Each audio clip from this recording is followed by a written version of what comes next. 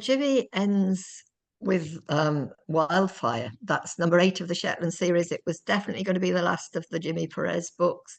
It ends with him setting off for a new life with Willow. They go to Fair Isle, which is where I've just been this last week and had a brilliant time, which is where Jimmy Perez was born. And he's going to take Willow to meet his folk. And that was it. And they were going to move to Orkney, which is the group of islands closer to Scotland, still north, still a long way north, but not quite as far north as Shetland. Willow had got a promotion. She would be his kind of boss, but she would be ranging across all the Scottish islands. But then I got kind of homesick for the north. I love those northern islands. And I did start to wonder what Jimmy Perez might be up to. And it was a way really of an excuse really to go north again. And I thought, I know Orkney quite well. I first went to Shetland 50 years ago, which is why I've just come back from there to celebrate my 50 years of visiting the islands. But I visited Orkney on that trip as well. So I know it well. And I went in and stayed with an Orcadian friend. And it was midwinter and it was freezing.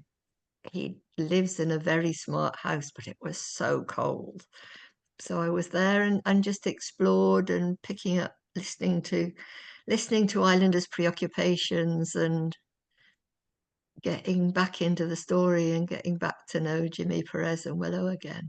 So I don't plot in advance at all. I write like a reader. So I started off with a scene of Willow coming home in the ferry. But then somebody has to die. I write crime fiction. And I thought it would be good to go to a smaller island as well as Orkney mainland, and Westray was an island that I'd visited and knew a bit. And of course, I went back when I was researching. And so, yeah, it needed to have a big hit to start with, I think. And so it's a storm and it's a friend of Jimmy Perez's and it's Archie and he dies. But at that point, obviously, I don't know who the killer is or where that all fits in with what's going on. So I write the first scene and then I need to know what's going to happen next. So I write the next scene until I get there. The detective and I work it out at about the same time, I think. Yeah, I dropped out of university when I was 19 and just by chance met somebody in a pub in London and got offered this job as assistant cook in the bird observatory in Fair Isle.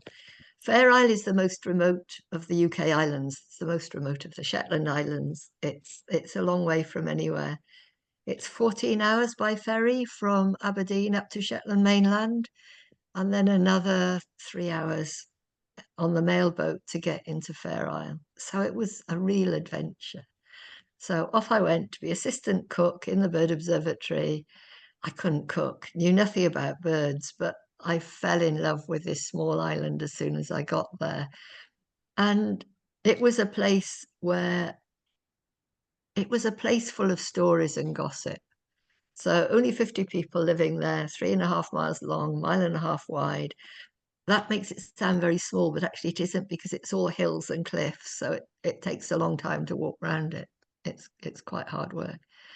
And on my days off, I would go down the island and I'd be invited in.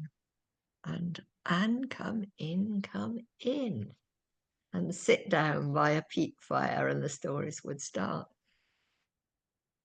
And I loved it. I fell in love with it. Later that year, my husband to be, came as a visiting bird watcher. And then the next year, he came back and camped while I was cooking. And one summer's day, riding back on a hay cart after helping one of the crofters, he proposed. And so it's very special. And when I went back last week, I was there this time last week, they were haymaking again. So that was very special too. I felt a bit uncomfortable about writing a book set in Shetland when I didn't live there. You know, I wasn't sure whether it would be a good thing to do, but I went back just a few weeks later to do some work for the library there. And I was chatting to the literature officer and said, do you think it would be a bit impertinent for me to set a book in Shetland?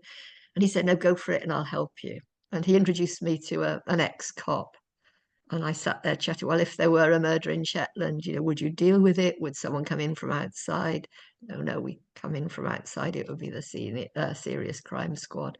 So they'd charter a plane and come in. We wouldn't have a budget for it to charter a plane. They'd come in on a scheduled flight. Well, in those days, the flights were run by a company called Flybe, and the islanders called them Maybe, because there was no guarantee if the weather was wrong, or they were always having technical issues. So what would you do with the body while you're waiting for these cops to come in? Well, we would cover it with a bit of tarpaulin and we would wait. And so that it's those small details, isn't it, that brings stories to life, I think. Shetland was with both series and with the Long Call, which is another one of mine that's been adapted for TV. I only insisted that they be filmed where the books are set. That was my only red line. Apart from that, I don't know what makes good television. I write prose, so I trusted the team. It's the same production company who make all three. They're called Silverprint, even though Vera's on ITV here and Shetland is on the BBC, but they're made by the same production company. And with the lead scriptwriter in Shetland, who is this amazing woman called Gabby Chappie. So I just let them get on with it, really, the rest of it. So I watched it almost like any other viewer. And with Shetland, it was quite different from the books, but the essence of it was there. And now it's moved on and become a different thing altogether, but I still love it because the real character is the place, and they still film in that place. So even with Ashley Jensen instead of Dougie Henshaw, I still love it because you get that space and those just the beauty and the bleakness of the place and the storylines that grow out of that.